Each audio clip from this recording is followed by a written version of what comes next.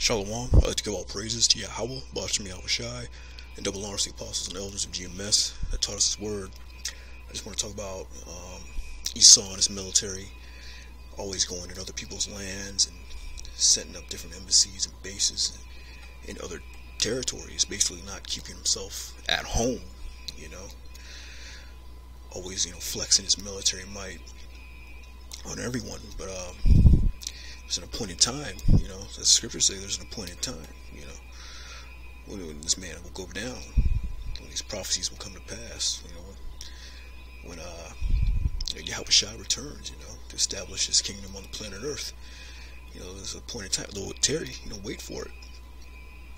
I got this article out of Washington Times. It was dated July 8th, and basically the Navy sent some destroyers and some aircraft carriers over to the South China Sea, to run drills. And, that area belongs to the Chinese, Moab. This article's out of the Washington Times.com entitled "The Navy's Message to Beijing." The commanders of two Navy aircraft carrier strike groups sailing in the contested South China Sea say their operation demonstrated support for the idea of freedom on the seas. Rear Admiral Jim Kirk, commander of a warship battle group headed by the USS Nimitz, said the dual carrier operations underway in the waters off East Asia give military commanders unmatched operational flexibility if the need arises. Our training exercises enhance our ability to provide regional air defense and expand our reach of operations to respond to those who challenge the regional stability, said Admiral Kirk, making a clear but indirect reference to China. Beijing has claimed 90% of the South China Sea as its sovereign maritime territory, a claim rejected by the United States and nations in that region. The operations this week included 24-hour carrier flight operations of warplanes from the Nimitz and the second carrier, USS Ronald Reagan. The combined strike groups include 6 guided missile warships. The carrier air wings so far have conducted hundreds of sorties in the sea as part of U.S. efforts to support regional allies. Rear Admiral George Winkoff, who heads the Reagan strike group, said the more than 6,000 sailors aboard the two carrier groups are bolstering security commitments to regional allies.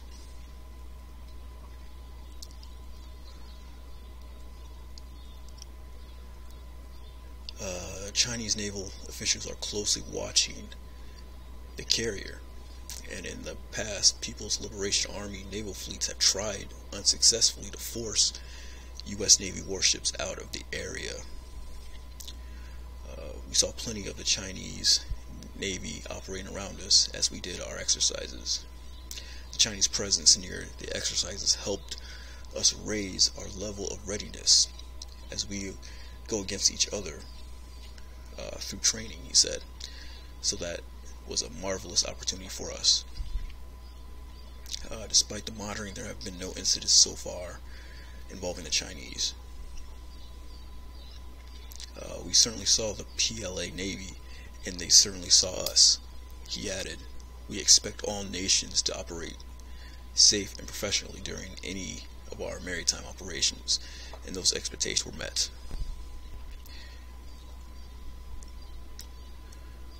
But yeah, that's pretty much the point, the U.S. going in different seas and areas, and, like I said before, the China tried to get rid of them, but they had no luck in doing it before. So, the Chinese, they don't want, U.S. Navy Air Forces, navies in their land, in their waters.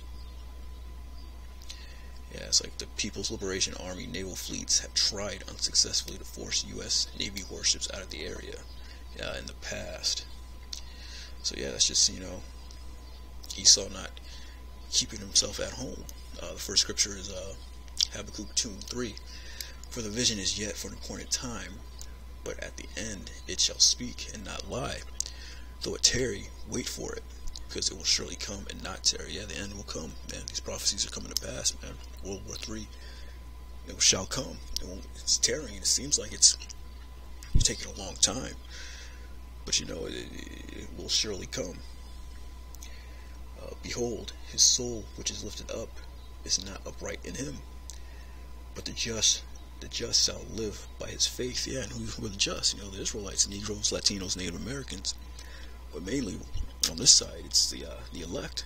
You know, they're the ones that have the faith in Yahweh Bashem Yahushai, the true name, and believe in this word.